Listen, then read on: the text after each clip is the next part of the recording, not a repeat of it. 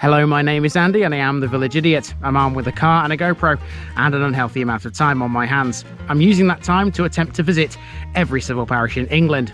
You're watching the Amber Valley series. There are 35 parishes in this beautiful slice of eastern Derbyshire. Here's one for your viewing pleasure.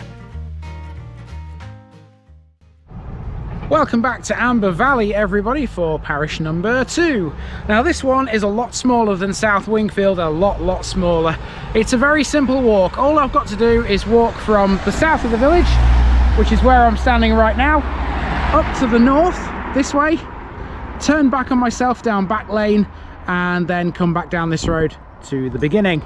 It's a very small place, but it's got a very interesting piece of history. Welcome to Pentridge.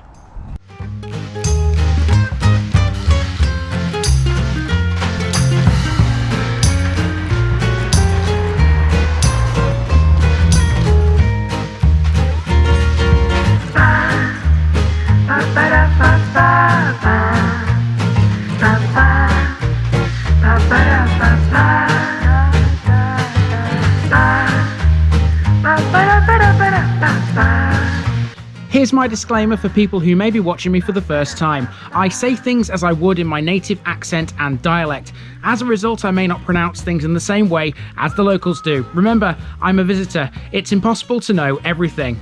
Leave me a comment, spin me a like, and bash that subscribe button. Let's get to today's parish video.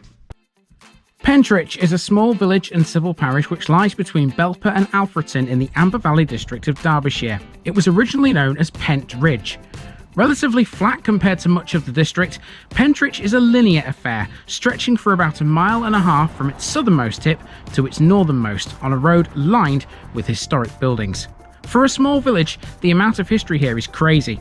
Firstly, it has the site of a Roman fort, and secondly, this is also where the Pentridge engine was invented in 1791. However, the biggest and most important part of Pentridge's history came in 1817, and we'll talk about what that was in a great amount of detail later in this episode. It's that event which is responsible for some interesting street names near Nottingham and gives the village a link to a well-known TV personality, but again, we'll get to him later.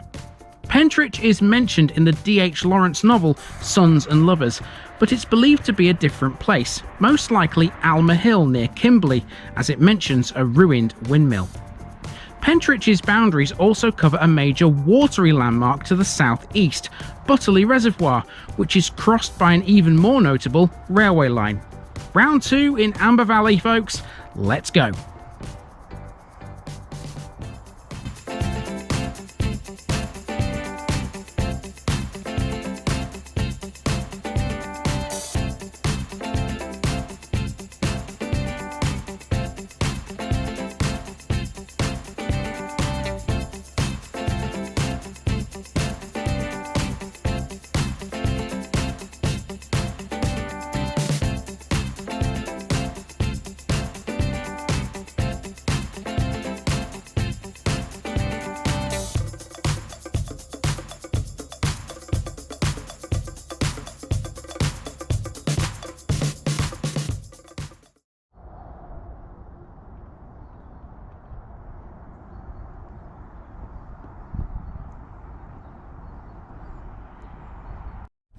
We begin on Main Road, or the B6016 if you will.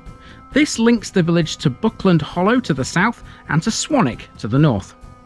We're walking from south to north. Pentridge is predominantly residential, but there are some good little features between the houses. Here's one, the old red phone box. I have to disappoint you a little bit with this one though, because it's just an empty shell. No book exchanges here. Virtually opposite that though is a village pump. Not much about this one, folks, but then again, Pentridge is famed for another kind of pump.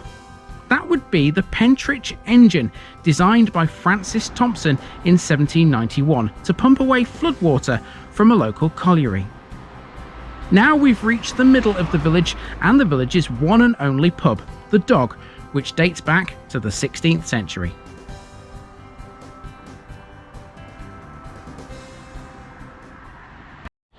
So our last job on this main walk will be to come out of Asher Lane, which is over there, and put a card on the notice board which is there, and there's an information board there as well right next to it. So that's where we're heading for. But first we're going to climb these steps. Now apparently there's a footpath here which goes to Pentridge Mill, which is 1 mile away. Now I won't be going that far because I'm already losing the light. If I tell you it's about 3 o'clock, 3 p.m. right now, you know, you wouldn't think it's starting to get dark, but trust me, it is.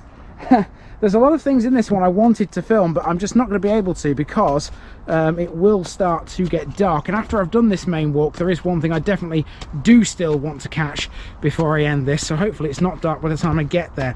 But there are things such as the site of an old castle. There was the site of an old colliery that I wanted to film, but it's just going to get dark too fast, I'm afraid. So that and Pentridge Mill and a few other bits and bobs I won't be able to do.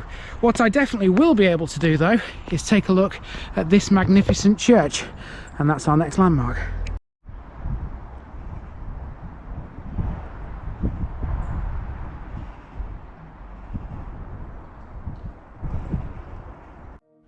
St Matthew's Church is not mentioned in the Domesday Book, but there was one here by the year 1154, a known fact thanks to a charter. The charter confirms the gift of the Church of Pentrich to the canons of Darley Abbey. Some parts of that original Norman building remain today. Its tower was made taller and the 2 aisles were rebuilt in the 14th century, and in around 1430 a new pointed chancel arch was built. Its font stands on a pedestal dating from 1662. Its bowl was absent during the 19th century, and it's known to have been used for the salting of beef. Also on the exterior of the south chancel wall is a scratch dial or mass clock, a sort of sundial used to show service times. There's also a war memorial in the churchyard, and in the wall of one of the houses opposite you'll find this postbox, a notable one because it bears the cipher of George VI. I wonder if this is a pinfold. It looks really small, but I imagine there weren't many animals around here. I wonder if this was the pinfold. Who knows? Just on the main street here. Smallest one I've ever seen if it is. Anyway, now we're going to head to the top of the village. I can see a bus stop just there, so let's talk about public transport and see what else Pentrich has got to offer at its northern end.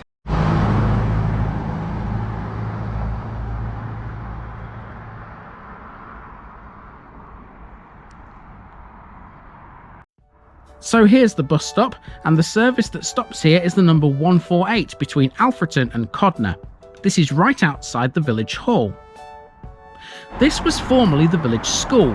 It was built in 1819 by the Duke of Devonshire on the site of a cottage which had been lived in by Thomas Bacon.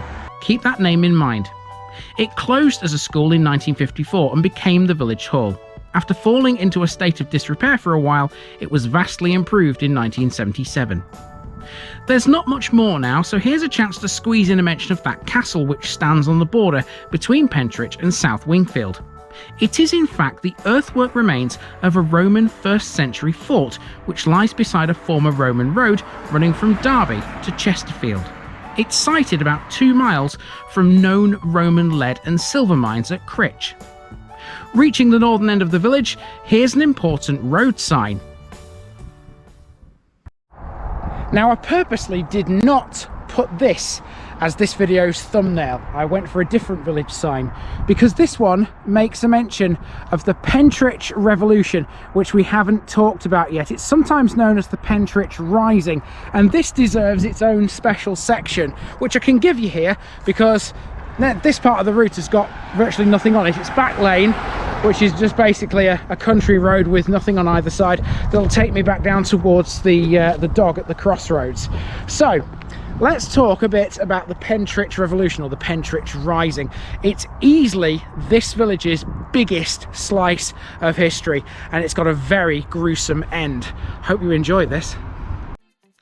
Pentrich gives its name to the Pentridge Revolution, or Pentridge Rising, which happened on the night of the 9th of June 1817 and began at Hunt's Barn in South Wingfield. The revolution was a gathering of some 200 to 300 men who were led by Jeremiah Brandreth, also known as the Nottingham Captain. The leader was supposed to be Thomas Bacon, a framework knitter from Pentrich who was known to have revolutionary views. However, with a warrant out for his arrest for machine breaking at the time of the revolt, he'd gone into hiding, and so he appointed Brandreth as his deputy. There were two other ringleaders, Isaac Ludlam, a bankrupted farmer who owned a small quarry, and William Turner, who was an ex-soldier. However, most of the men were stockingers, quarrymen and ironworkers. They had a set of rather unfocused revolutionary demands, including the wiping out of the national debt. The plan was to assemble at 10 p.m, acquire weapons and supplies and march to Nottingham, invading and ransacking Buttery ironworks on the way. At Nottingham, they would take over the barracks and proceed by boat down the River Trent and attack Newark. But they never made it to Nottingham. Their march ended at Giltbrook, just to the west of Nottingham, where they were met by a small force of soldiers. 40 men were captured, but the ringleaders escaped. However, they were arrested in the months that followed. Brandreth was arrested in Bulwell, Ludlam in Uttoxeter, and Bacon was arrested in St Ives in Huntingdonshire. The march failed because of a man named William J. Oliver, also known as Oliver the Spy, a paid informer under the Home Office's instruction. Initially, Bacon, Brandreth and George Waitman, Bacon's nephew, were to stand trial. However, Bacon knew of the part Oliver had played. Had he revealed it, it might have prejudiced the jury in favour of the defendants. Brandreth was therefore tried as the leader, with Turner, Ludlam and Waitman as accomplices. Brandreth, Ludlam and Turner were sentenced to death and were hanged and then beheaded at Nuns Green in Derby. They remained the last men to be beheaded in England.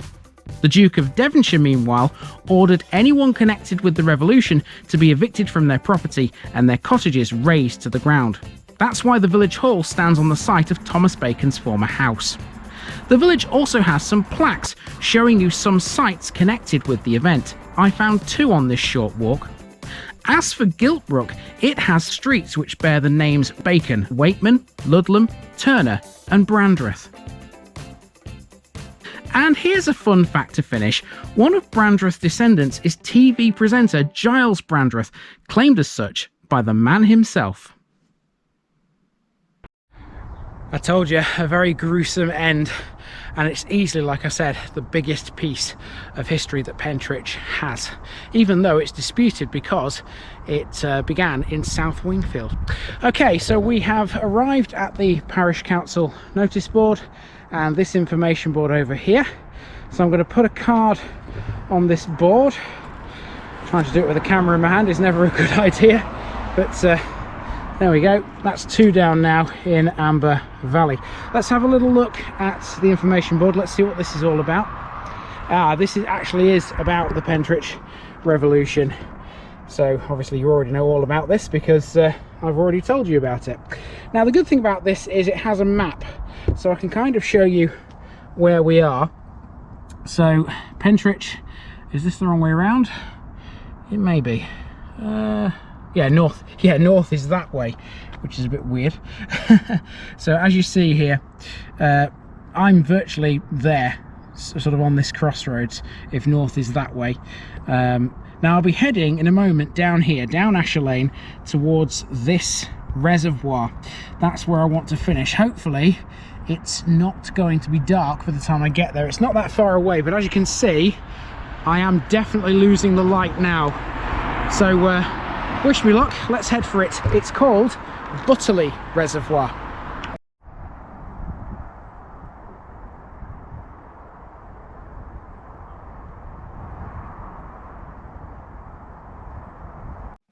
So to finish, we're at Buttery Reservoir, the vast majority of which falls inside Pentrich's boundaries.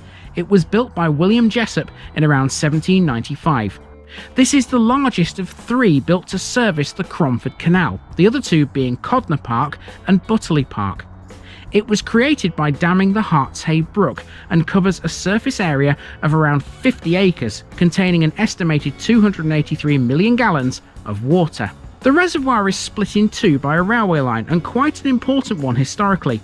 This is the Midland Railway's Ambergate to Pye Bridge line. In 1875, the line crossed the reservoir via a 22-arch wooden viaduct. It was replaced in 1930 with a stone causeway. That signal box, by the way, is a listed building. And lastly, we're not in London, but this is Hammersmith Station. Both this and the line itself are unusual because Ambergate to Pye Bridge is a heritage railway line.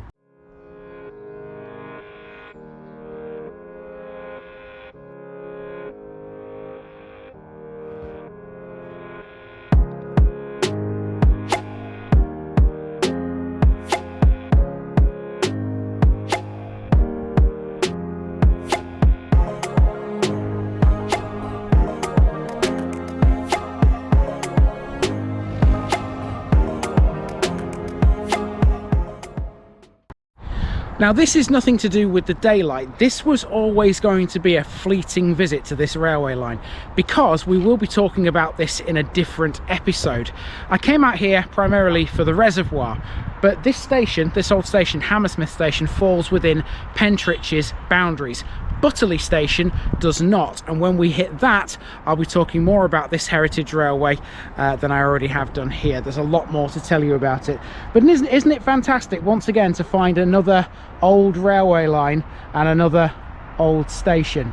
Very overgrown on this side, by the way, but you know, that's what happens. Railway stations sometimes don't get looked after, do they?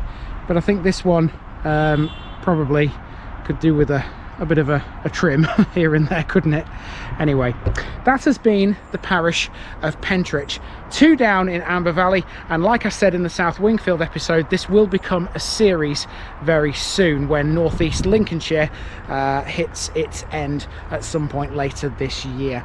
Amber Valley will be taken on properly, but of course these 2 episodes were just a bonus because the wife was going to a wedding at Morwood Moor in South Wingfield. Time for me to move on then to my next one here in Derbyshire, wherever it may be. I've been Andy, also known as the Village Idiot, and this has been the parish of Pentrich, almost in the dark, and I'm out.